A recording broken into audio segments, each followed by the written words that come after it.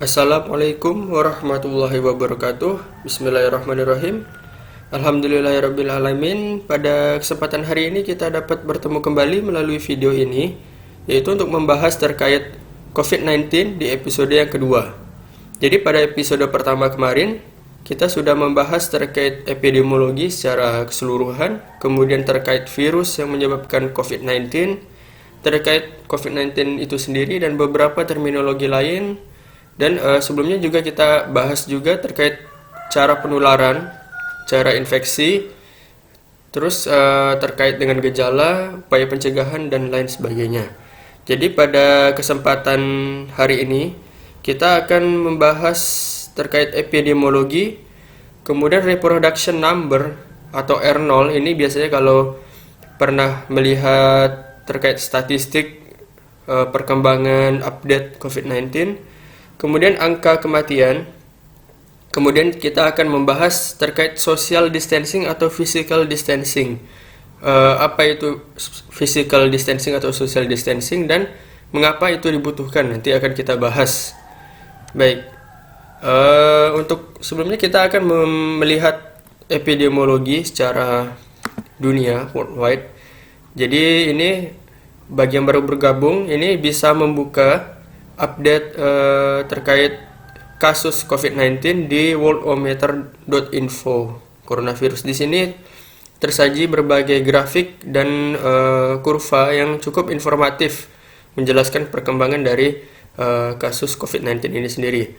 Baik, di sini ada 422.000 kasus untuk sekarang, update yang terbaru. Ini kita melihat update-nya tanggal 25 Maret ya, pada hari ini.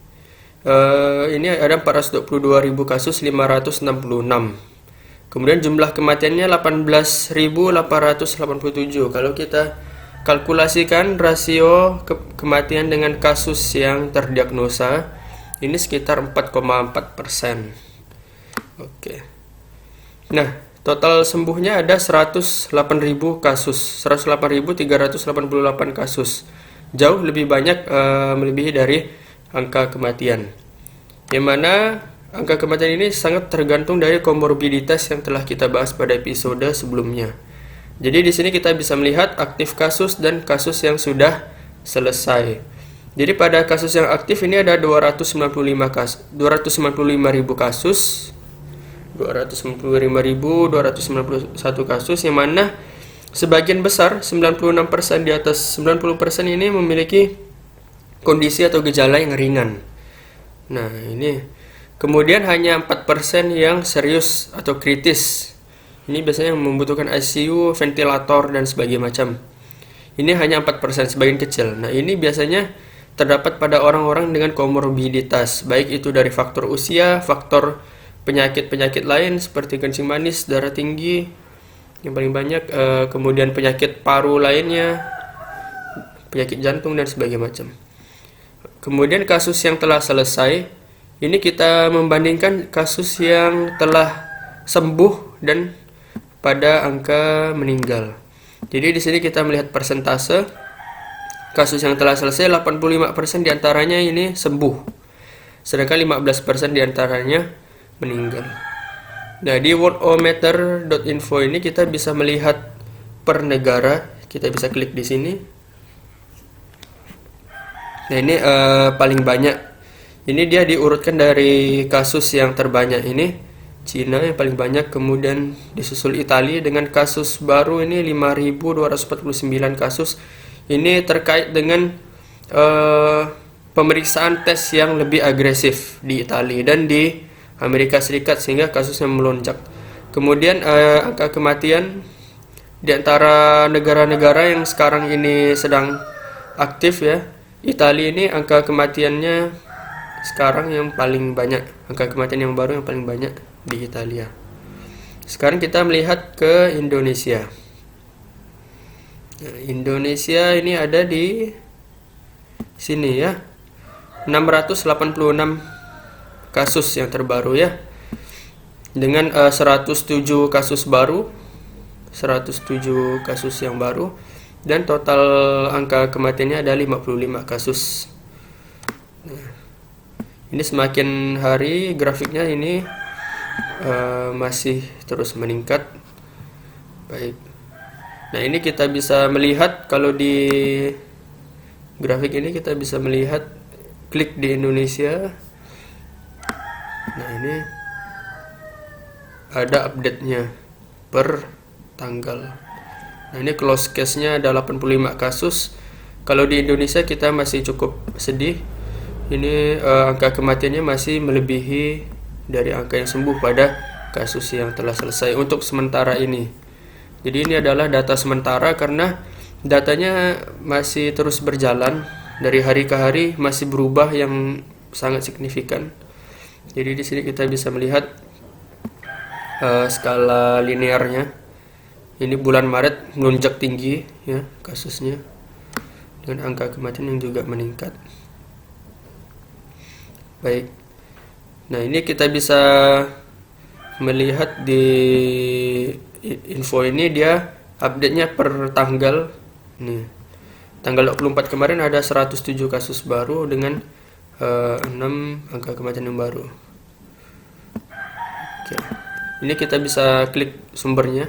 Jadi nanti bapak-bapak, ibu-ibu dan saudara-saudara bisa melihat data melalui ini salah satunya atau dengan data yang dipublikasikan oleh Johns Hopkins. Itu untuk data yang internasional atau global. Nah, ini kita melihat data yang dari Kemenkes di covid19.kemkes.go.id. Ini bisa dibuka. Ini sangat-sangat informatif untuk situasi di negara kita. Ini informasi resmi yang dari kementerian. Ini update per tanggal 24 Maret 2020. Ini yang update yang kemarin ya sebenarnya. Oke. Ini kita melihat untuk perkembangannya per provinsi.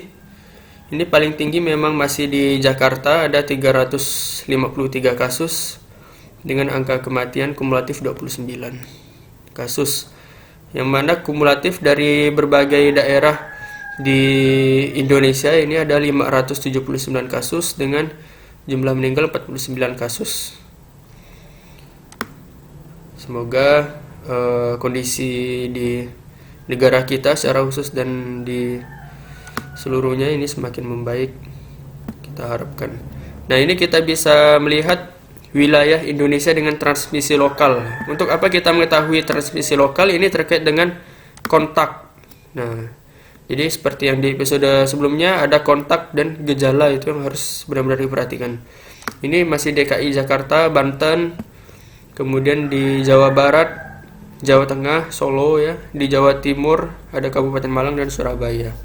Ini nanti para pendengar, bapak-bapak, ibu-ibu dan saudara-saudara sekalian bisa membuka sendiri di website kemkes.go.id dan ada berbagai info lainnya yang perlu diketahui. Oke, itu untuk epidemiologi atau data statistik yang terbaru ya terkait COVID-19. Ini sekarang kita membahas reproduction number. Jadi untuk reproduction number, maaf ini ada sedikit kesalahan. Oke. Nah, untuk reproduction number ya, ini ada, kita bisa melihat dari statistik reproduction number atau R0 kalau kita lihat, atau R0.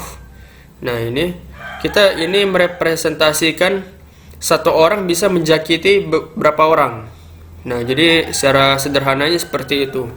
Jadi misalnya pada kasus SARS-CoV-2 ini R0-nya 2 sampai 2,5. Artinya satu orang ini bisa menginfeksi ke 2 orang atau sampai 3 orang. Nah, ini kita melihat contoh diagramnya. Ini misalnya ada satu orang terinfeksi. Nah, dia bisa menginfeksi ke 2 orang atau ke 3 orang. Ini untuk yang rata-rata dari seluruh data ya. Kemudian ada SARS-CoV-2, SARS-CoV ya, yang wabah SARS di tahun 2002 itu memiliki R0 3. Jadi satu orang itu bisa infeksi ke 3 orang yang lain berpotensi. Nah, jadi ini untuk SARS SARS-CoV. Ini kita bandingkan dengan yang SARS-CoV-2. Kemudian untuk MERS-CoV sendiri ini R0-nya kurang dari 1. Artinya ada yang dia menginfeksi ke orang lain pada kasus waktu itu tahun 2012-2013, atau dia tidak menyebabkan infeksi ke orang lain, menularkan maksudnya. Nah, kita bandingkan dengan influenza, R0-nya ini 1,53. Ini 1 sampai 2. Ini seasonal influenza musiman ini didapatkan 1 sampai 2. Jadi artinya satu orang dapat infeksi ke 1 sampai 2 orang. Ini kita bandingkan dengan SARS, ini dia lebih banyak. Dan yang paling banyak ya kalau kasus penyakit infeksi yang menular ini measles ya, campak, bisa sampai ke 12 sampai 18 orang. Ini hanya sekedar untuk perbandingan. Jadi ini terkait risiko penularan. Tapi untuk SARS-CoV-2 sendiri ini dia sedang berlangsung karena datanya masih update dari hari ke hari, masih sering berubah-berubah. Nah, sementara data yang kita dapatkan seperti ini. Tapi ini adalah rata-rata. Tidak menutup kemungkinan ada kasus super spreader. Super spreader itu dia satu orang bisa menginfeksi ke banyak orang. Bahkan sampai 10 orang, 15 orang. Apabila kontaknya sangat dekat ke orang yang banyak, maka dianjurkan bagi yang misalnya sakit ya. Ini tidak hanya untuk COVID-19 ya, untuk sakit lain juga. Kalau sakit misalnya batuk, pilek dan sebagainya macam, itu diharapkan memakai masker atau menjaga jarak dari orang lain untuk mencegah penularan yang lebih luas. Jadi seperti itu. Nah, ini yang sedang berlangsung. Jadi itu untuk dari penularan. Sekarang kita masuk ke pembahasan case fatality rate atau terkait jumlah kematian yang dibandingkan dengan jumlah penyakit yang terdiagnosa.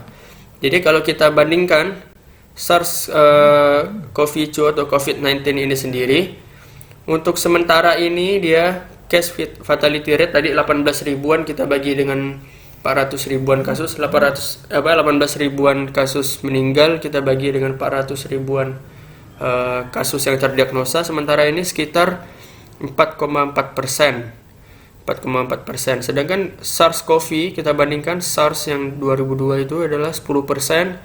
MERS-CoV ini jauh lebih tinggi, 34% ya. Jadi artinya proporsi yang meninggal lebih besar antara rasio meninggal dengan yang terdiagnosa.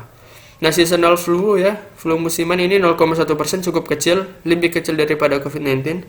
Dan paling besar itu Ebola 40-50%. Artinya apa? Misalnya ada 100 orang yang terinfeksi Ebola. Nah, 50 diantaranya itu adalah kasus meninggal. Ini kalau pada Ebola. Jadi kalau kita melihat di sini, ini walaupun sebenarnya data yang sementara, karena bisa saja lebih kecil daripada 4,4% ini atau lebih besar. Jadi masih belum diketahui secara pasti. Jadi kalau kita melihat ini COVID-19 ini tidak separah SARS atau MERS ya. Tidak separah apalagi Ebola yang cukup tinggi, tapi tidak seringan seasonal flu. Jadi dia di antara flu biasa sampai ke SARS yang memiliki case fatality rate yang cukup tinggi. Nah, khusus untuk COVID-19 sendiri ini karena alat tesnya masih terbatas, jadi jumlah penyakit yang terdiagnosanya ini mungkin saja lebih banyak. Sekarang kan 400 ribu, mungkin saja dia 500 ribu, 600 ribu, 1 juta. Ini masih belum diketahui secara pasti. Sehingga ada kemungkinan dari CDC dan WHO itu menyatakan mungkin saja case fatality rate ini jauh lebih kecil. Karena jumlah penyakitnya yang terdiagnosa ini terbatas. Karena tadi seperti episode 1 yang kita bahas, lebih banyak kasusnya itu adalah kasus gejala ringan yang mana tidak dites atau malah dia asimptomatis atau tidak ada gejala sehingga tidak dilakukan testing. Jadi kalau bawahnya ini lebih tinggi angkanya, maka CFR-nya ini, case fatality rate-nya ini angkanya semakin rendah. Yang mungkin 3%, 2%, 1% kita tidak tahu. Atau mungkin saja karena beberapa alat tes juga masih terbatas, terutama di Indonesia ya, di negara kita masih sangat terbatas. Bisa saja ini jumlah kematiannya lebih banyak yang sebenarnya disebabkan oleh COVID-19, cuman tidak sempat terdeteksi melalui cek lab. Nah, bisa saja ini CFR-nya dia lebih tinggi. Kita masih belum mengetahui secara pasti, namun sementara seperti ini angka yang ada. Baik, untuk case fatality rate kita lihat berdasarkan usia. Kalau kita lihat berdasarkan usia, pada usia muda ini relatif cenderung lebih kecil. Nah, pada 0 sampai 9 tahun ini 0% ya angka yang meninggal, case fatality rate-nya. Nah, ini sampai 40 sampai 49 tahun usianya ini masih rendah case fatality rate. Dia tinggi pada usia mulai dari di atas 50. Ini di 50 sampai 59 tahun ini 1,3% dan paling tinggi di atas 80 tahun 14,8% karena terkait sistem imun dan komorbiditas. Nah, sekali lagi kita tekankan. Baik. Nah, ini komorbiditas yang paling sering ya. Ini yang tadi juga sama ya. Ini datanya dari Cina pada bulan Februari tanggal 11 tahun 2020 ya, 11 Februari silam. Ini datanya dikumpulkan dari outbreak yang terjadi di Cina. Nah, ini yang paling banyak ini penyakit jantung ya. Kemudian ada diabetes karena terkait dengan imun ya, imun yang turun. Kemudian penyakit paru kronis, hipertensi, kanker.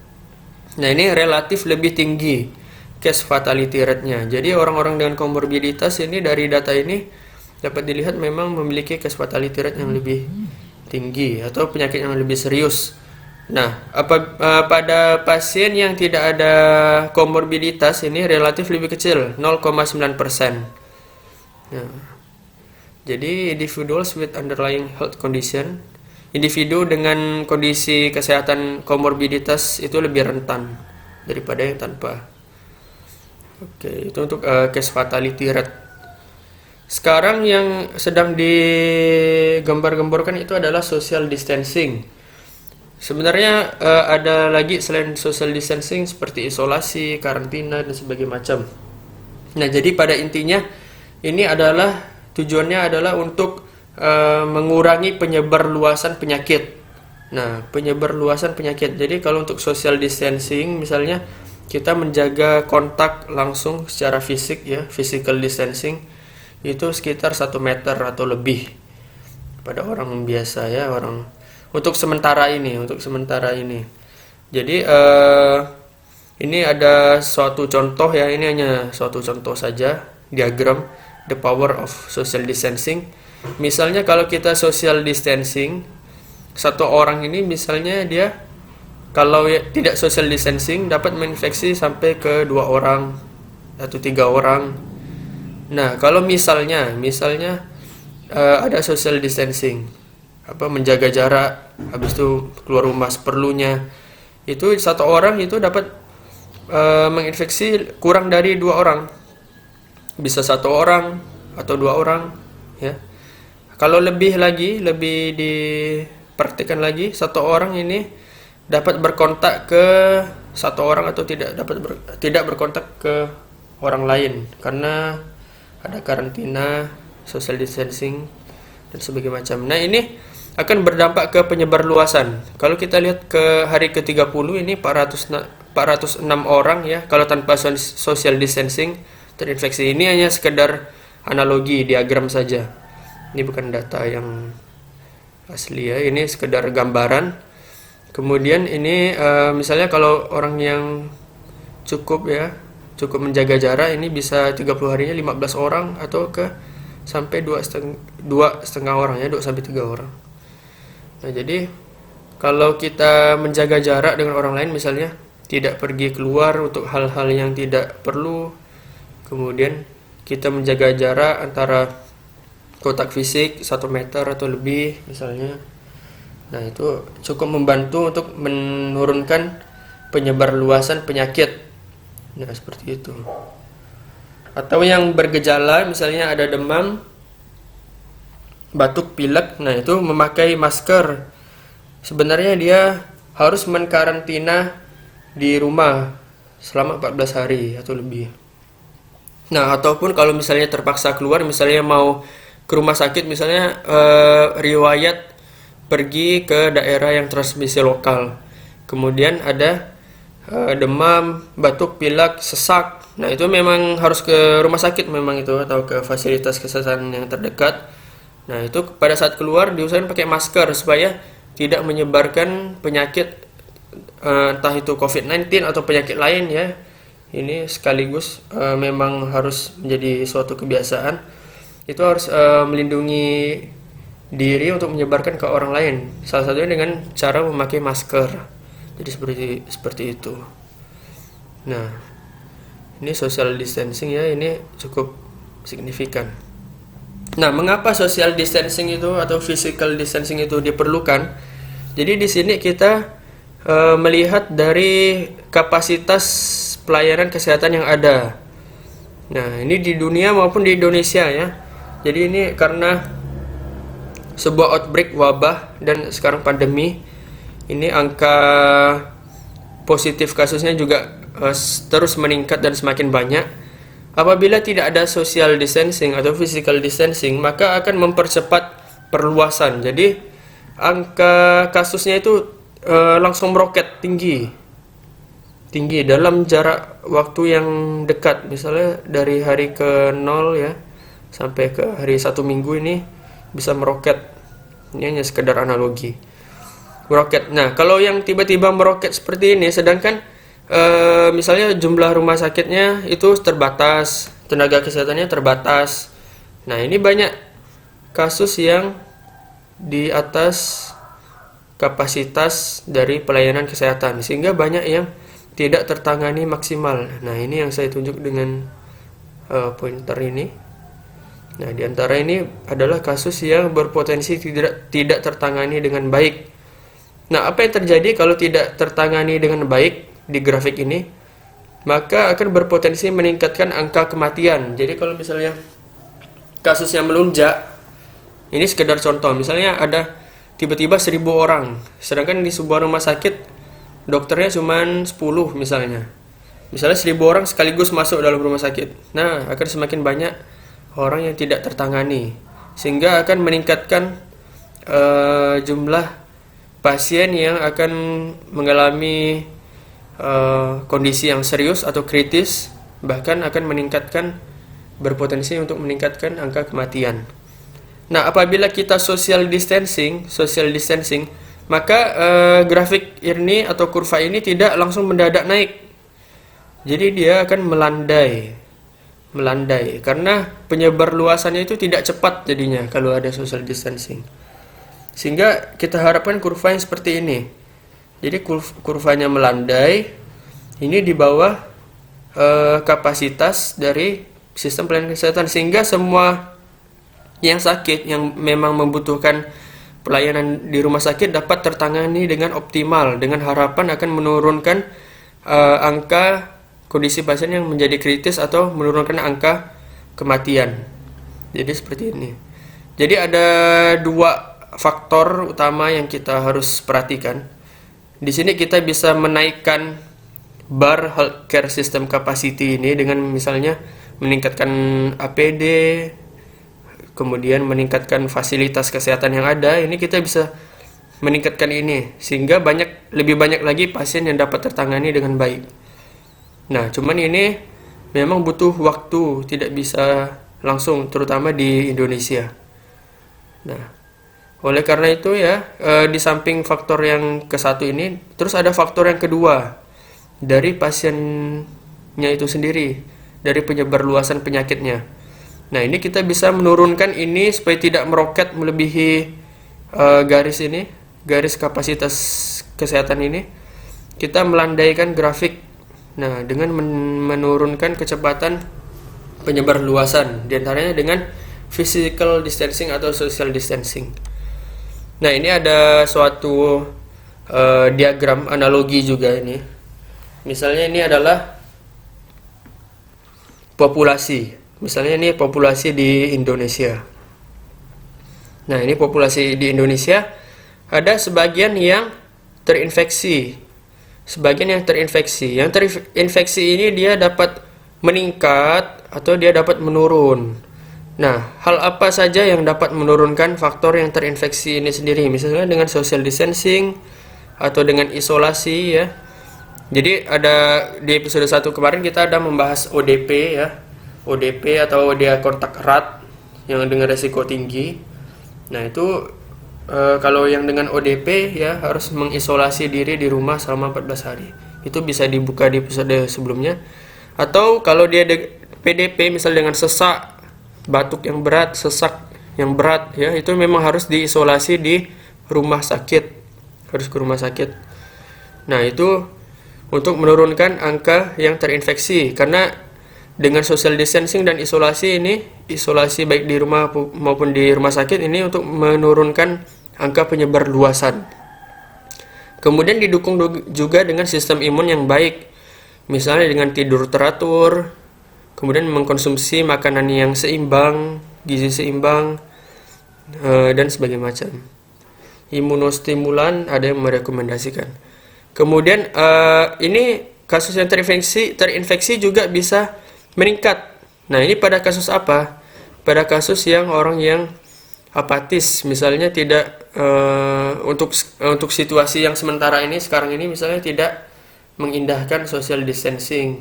Misalnya masih misalnya keluar, dia udah tahu ada batuk, ada pilek, ada sesak, ada demam, tapi keluar misalnya ke pasar kan, tidak pakai masker lagi kan misalnya. Nah, itu dapat menginfeksi ke orang-orang umum, dapat merugikan orang lain. Nah, jadi kurang lebih ya seperti itu untuk gambaran. Nah, dari yang terinfeksi ini sendiri, kalau berdasarkan berbagai data yang dari dari BMJ, British Medical Journal, kemudian ada dari data-data yang lain, itu diketahui sekitar 20% yang masuk ke rumah sakit. Sedangkan 80% atau lebih ya itu dengan kondisi ringan, itu biasanya diisolasi di rumah sendiri, isolasi sendiri ya. Jadi 20% diantaranya ini masuk rumah sakit. Nah, masuk rumah sakit ya. Masuk rumah sakit apabila dia memiliki sistem imun yang buruk, maka angka yang masuk ke rumah sakit ini akan lebih tinggi, bisa jauh lebih tinggi. Nah, ini kemudian ada diagram. Ini kita ibaratkan ada kereta ya, atau apalah, gerobak. Nah, ini gerbangnya nih, gerbang. Nah, ini kita ibaratkan kapasitas pelayanan kesehatan. Nah, ini ada berbagai faktor, misalnya alat pelindung dirinya, APD-nya pada fasilitas kesehatan, misal di rumah sakit, misalnya penyediaan masker, kemudian gaun, kemudian alat pelindungan diri, Google, kemudian dari jumlah tenaga kesehatannya, kemudian dari alat-alat fasilitas kesehatan, misalnya adanya ventilator dan adanya medikasi. Apabila faktor-faktor ini baik, maka kapasitas pelayanan kesehatan ini dapat meningkat. Jadi kita bisa menaikkan bar kurva yang tadi itu, dapat meningkat. Cuman kalau misalnya APD-nya kurang, kemudian banyak petugas kesehatan yang dikarantina karena adanya kontak dan ada gejala jadinya ODP, maka dia dikarantina, atau malah dia sakit ya, tenaga kesehatan yang sakit, yang sekarang banyak terjadi ya, terutama di Indonesia. Nah, itu akan menurunkan kapasitas pelayanan kesehatan, sehingga orang yang mau masuk ke rumah sakit ini dia semakin sulit. Jadi kalau misalnya kita andaikan ini adalah kereta dan ini gerbangnya, nah kita mengusahakan orang yang masuk rumah sakit ini dia lebih kecil atau sesuai dengan gerbangnya. Apa yang terjadi kalau misalnya tidak social distancing? Ini kan semakin tinggi, misalnya 20% kan? Yang butuh rumah sakit juga semakin tinggi. Sedangkan gerbangnya APD sekarang masker agak sulit didapatkan, misalnya seperti itu. Nah, ini gerbangnya juga makin kecil. Jadi yang mau masuk ke rumah sakit ini tidak muat ya, istilahnya tidak muat. Jadi lebih banyak orang-orang yang tidak tertangani, sehingga meningkatkan orang yang menjadi kritis dan meningkatkan angka kematian, potensinya seperti itu. Jadi ya Sebenarnya yang membutuhkan APD itu diantaranya adalah orang-orang yang berhubungan langsung dengan pasien di fasilitas kesehatan.